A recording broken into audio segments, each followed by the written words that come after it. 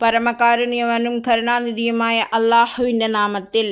ഓ വിശ്വാസികളായവരെ, നിങ്ങൾ സമ്പാദിച്ചതിൽ നിന്നും ഭൂമിയിൽ നിന്ന് നാം നിങ്ങൾക്ക് ഉൽപ്പാദിപ്പിച്ചു തന്നതിൽ നിന്നും നല്ലതിനെ ദൈവിക സ്മരണയിൽ ചെലവഴിക്കുവിൻ. ആ മാർഗത്തിൽ വ്യയം ചെയ്യുന്നതിന് ചെലവഴിക്കുന്നതിന് നിങ്ങൾ ചീത്തയായത് തന്നെ എടുക്കാൻ ശ്രമിക്കാതിരിക്കുക. നിങ്ങൾക്കാണൊരാൾ അത് തരുന്നതെങ്കിൽ വിഷമത്തോടുകൂടിയല്ലാതെ നിങ്ങൾ അത് സ്വീകരിക്കുകയില്ലല്ലോ. അറിയുവിൻ, അല്ലാഹു അപാരമായ ഐശ്വര്യമുള്ളവനും സദ്ഗുണസമ്പന്നനുമത്രേ. ചെകുത്താൻ നിങ്ങളെ ദാരിദ്ര്യം ഭീഷണിപ്പെടുത്തുകയും നീചകൃത്യങ്ങൾക്ക് പ്രേരിപ്പിക്കുകയും ചെയ്യുന്നു. അല്ലാഹു അവങ്കൽ നിന്നുള്ള പാപമോചനത്തിൻ്റെയും അനുഗ്രഹങ്ങളുടെയും പ്രതീക്ഷയാകുന്നു നിങ്ങൾക്ക് നൽകുന്നത്. അല്ലാഹു സുവിശാലഹസ്തനും സർവജ്ഞനുമല്ലോ. അവൻ ഇച്ഛിക്കുന്നവർക്ക്, ആഗ്രഹിക്കുന്നവർക്ക് യുക്തിജ്ഞാനം നൽകുന്നു, അറിവ് നൽകുന്നു. യുക്തിജ്ഞാനം ലഭിച്ചവരോ അവൻ മഹത്തായ സമ്പത്ത് ലഭിച്ചു കഴിഞ്ഞു. ബുദ്ധിമാന്മാർ മാത്രമേ ഈ ഭാഷണങ്ങളിൽ നിന്ന് പാഠം ഉൾക്കൊള്ളുകയുള്ളൂ. നിങ്ങൾ ചെലവഴിച്ച ചെലവുകളും നേർന്ന നേർച്ചകളും എന്തു തന്നെയായിരുന്നാലും അല്ലാഹു അതറിയുന്നു. അധർമ്മികൾക്കൊരു സഹായവുമില്ല തന്നെ. നിങ്ങൾ പരസ്യമായി ദാനധർമ്മങ്ങൾ ചെയ്യുകയാണെങ്കിൽ അത് നല്ലത് തന്നെ. എങ്കിലും ഗോപ്യമായി മറച്ച് കൊണ്ട് ആവശ്യക്കാർക്ക് എത്തിക്കുകയാണെങ്കിൽ അതാണ് നിങ്ങൾക്ക് ഏറെ ഉത്കൃഷ്ടം. അതുമൂലം നിങ്ങളുടെ ധാരാളം കുറ്റങ്ങൾ അവൻ മായ്ച്ചു കളയുന്നതുമാകുന്നു. നിങ്ങൾ പ്രവർത്തിക്കുന്നതെല്ലാം അല്ലാഹു സൂക്ഷ്മമായി അറിയുന്നവനാകുന്നു. പ്രവാചകരെ, ജനങ്ങളെ സന്മാർഗത്തിലാക്കേണ്ട ഉത്തരവാദിത്വം താങ്കൾക്കില്ല. അല്ലാഹു അവൻ ഇച്ഛിക്കുന്നവരെ, അവൻ ആഗ്രഹിക്കുന്നവരെ സന്മാർഗത്തിലാക്കുന്നു. ധർമ്മമാർഗത്തിൽ നിങ്ങൾ ചെലവഴിക്കുന്നതെന്തും നിങ്ങൾക്ക് വേണ്ടി തന്നെയുള്ള നന്മയാകുന്നു. നിങ്ങൾ ചെലവഴിക്കുന്നത് അല്ലാഹുവിൻ്റെ പ്രീതി കാംക്ഷിച്ചു മാത്രമാണല്ലോ, അല്ലാഹുവിൻ്റെ ഇഷ്ടം ആഗ്രഹിച്ചുകൊണ്ട് മാത്രമാണല്ലോ. ധർമ്മമാർഗത്തിൽ നിങ്ങൾ ചെലവഴിക്കുന്നതെന്തിനും നിങ്ങൾക്ക് പരിപൂർണമായി പ്രതിഫലം നൽകപ്പെടുന്നതാകുന്നു. നിങ്ങളുടെ അവകാശം തെല്ലും ഹനിക്കപ്പെടുന്നതല്ല. സവിശേഷ സഹായം അർഹിക്കുന്നവർ ഇവരാകുന്നു. തങ്ങളുടെ സ്വന്തം ജീവിതാവശ്യങ്ങൾക്ക് വേണ്ടി ഭൂമിയിൽ അധ്വാനിക്കാൻ അവസരം കിട്ടാത്തവണ്ണം അല്ലാഹുവിൻ്റെ മാർഗത്തിലുള്ള പ്രവർത്തനങ്ങളിൽ ബന്ധിതരായ ദരിദ്രജനം. അവരുടെ ആത്മാഭിമാനം കണ്ട് അജ്ഞരായ ആളുകൾ അവർ സമ്പന്നരാണെന്ന് ധരിക്കുന്നു. അവരുടെ മുഖങ്ങളിൽ നിന്ന് നിങ്ങൾക്ക് അവരുടെ ആന്തരികാവസ്ഥ ഗ്രഹിക്കാൻ കഴിയുന്നതാണ്. പക്ഷേ അവർ ആളുകളുടെ പിമ്പെ നടന്ന് യാചിക്കുന്നവരല്ല. അവരെ സഹായിക്കുന്നതിന് നിങ്ങൾ വ്യയം ചെയ്യുന്ന ധനമേതും അല്ലാഹുവിൽ നിന്ന് മറഞ്ഞിരിക്കുന്നതല്ല. തങ്ങളുടെ ധനം രാവും പകലും പരസ്യമായും പരോക്ഷമായും ചെലവഴിച്ചു കൊണ്ടിരിക്കുന്നവരുണ്ടല്ലോ, അവർക്ക് അവരുടെ നാഥങ്കൽ പ്രതിഫലമുണ്ട്. അവർ ഭയപ്പെടുന്നതിനോ ദുഃഖിക്കുന്നതിനോ സംഗതിയാകുന്നില്ല തന്നെ. എന്നാൽ പലിശ കഴിക്കുന്നവരോ അവരുടെ ഗതി ചെകുത്താൻ ബാധിച്ച് ഭ്രാന്ത് പിടിച്ചവൻ്റേതുപോലെയാകുന്നു. കച്ചവടവും പലിശ പോലെ തന്നെ എന്ന് വാദിച്ചോ കൊണ്ടത്രേ അവർക്ക് ഈ ഗതി വന്നത്. എന്നാൽ കച്ചവടത്തെ അല്ലാഹു അനുവദിക്കുകയും പലിശയെ നിഷിദ്ധമാക്കുകയാണ് ചെയ്തിട്ടുള്ളത്. ആർക്കെങ്കിലും തൻ്റെ നാഥനിൽ നിന്നുള്ള ഈ ഉപദേശം വന്നെത്തുകയും അയാൾ പലിശ ഇടപാടിൽ നിന്ന് വിരമിക്കുകയും ചെയ്താൽ അയാൾ മുമ്പ് അനുഭവിച്ചു കഴിഞ്ഞു. ഇനി അവൻ്റെ കാര്യം അല്ലാഹുവിങ്കലാകുന്നു. ഈ വിധിക്ക് ശേഷവും ഇതേ ഇടപാട് തുടരുന്നവരോ അവരാണ് നരകാവകാശികൾ. അവർ അതിൽ നിത്യവാസികളാണല്ലോ. അല്ലാഹു പലിശ കഴിക്കരുതെന്ന് പറയുകയും അത് കേൾക്കാതെ ഇപ്പോഴും പലിശ വ്യവഹാരത്തിൽ ഏർപ്പെടുന്നവർ അവരാണ് നരകാവകാശികൾ. അവർ അതിൽ നിത്യവാസികളല്ലോ. അല്ലാഹു പലിശയെ നശിപ്പിക്കുകയും ദാനധർമ്മങ്ങളെ പരിപോഷിപ്പിക്കുകയും ചെയ്യുന്നു. നന്ദികെട്ട ദുഷ്കർമ്മികളായ ആരെയും അല്ലാഹു സ്നേഹിക്കുകയില്ല.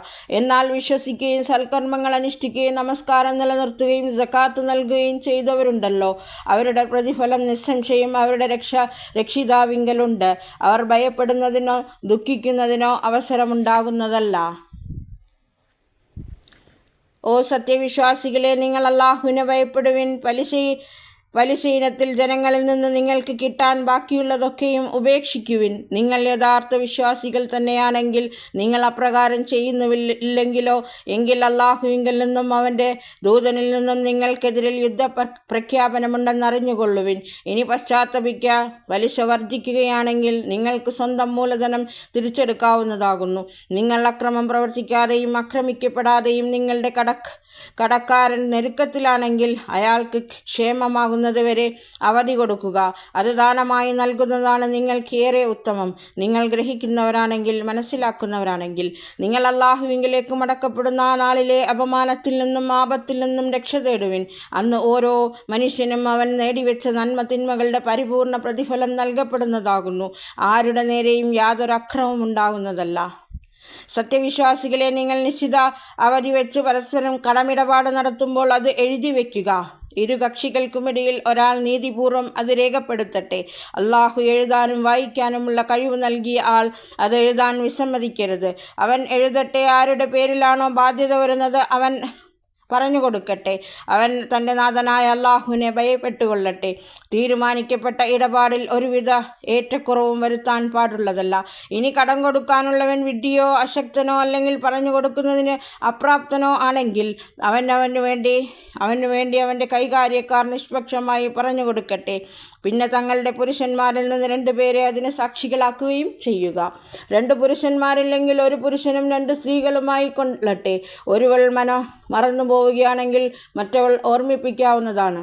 ഈ സാക്ഷികൾ നിങ്ങൾക്കിടയിൽ സാക്ഷ്യം സ്വീകരിക്കപ്പെടുന്നവരിൽ നിന്നായി ഇരിക്കേണ്ടതാകുന്നു. സാക്ഷികളാവാൻ ആവശ്യപ്പെടുമ്പോൾ അവർ വിസമ്മതിക്കരുത്. ഇടപാട് ചെറുതാവട്ടെ വലുതാവട്ടെ, അവധി നിർണയിച്ച് പ്രമാണം രേഖപ്പെടുത്തി വെക്കുന്നതിൽ നിങ്ങൾ ഉദാസീനത ആവാതിരിക്കുക. ഈ മാർഗമാണ് അല്ലാഹുവിങ്കൽ നിങ്ങൾക്ക് ഏറ്റവും നീതിപൂർവകമായിട്ടുള്ളത്. ഇതുവഴി സാക്ഷ്യം നിർവഹിക്കുന്നതിന് കൂടുതൽ സൗകര്യം ലഭിക്കുന്നു. നിങ്ങൾ സംശയങ്ങളിൽ അകപ്പെടാനുള്ള സാധ്യത വിരളമാവുകയും ചെയ്യുന്നു. നിങ്ങൾ റൊക്കമായി നടത്തുന്ന കച്ചവടമാണെങ്കിൽ അത് എഴുതി വയ്ക്കാതിരിക്കുന്നതിൽ വിരോധമില്ല. വ്യാപാരങ്ങളോട് ഇടപാട് നടത്തുമ്പോൾ നിങ്ങൾ സാക്ഷി നിർത്തിക്കൊള്ളുക. ലേഖകനും സാക്ഷിയും ഉപദ്രവിക്കപ്പെടാവുന്നതല്ല. അങ്ങനെ ചെയ്യുകയാണെങ്കിൽ അത് നിങ്ങൾക്ക് ചെയ്യുന്ന ധിക്കാരമാകുന്നു. നിങ്ങൾ അല്ലാഹുവിൻ്റെ കോപത്തെ കാക്കുവിൻ. അവൻ നിങ്ങൾക്ക് ശരിയായ പ്രവർത്തന രീതി പഠിപ്പിക്കുന്നു. അവൻ സർവ്വസംഗതികളെക്കുറിച്ചും അഭിജ്ഞനാകുന്നു, അറിവുള്ളവനാകുന്നു. നിങ്ങൾ യാത്രയിലായിരിക്കുകയും പ്രമാണം എഴുതാൻ ലേഖകനെ കിട്ടാതിരിക്കുകയും ചെയ്താൽ അപ്പോൾ കൈവശ പണയം വെച്ച് സ്വീകരിച്ചൊരു ഇടപാട് നടത്തിക്കൊള്ളുക.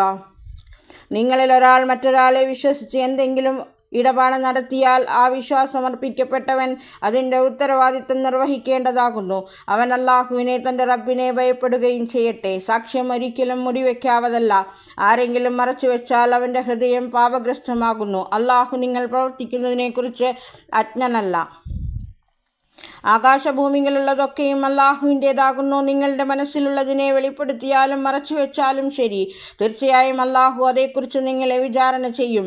എന്നിട്ട് ഇഷ്ടമുള്ളവർക്ക് പുറത്തു കൊടുക്കുന്നതിനും ഇഷ്ടമുള്ളവരെ ശിക്ഷിക്കുന്നതിനും അവന് അധികാരമുണ്ട്. അല്ലാഹു സകല കാര്യങ്ങൾക്കും കഴിവുള്ളവനാണല്ലോ.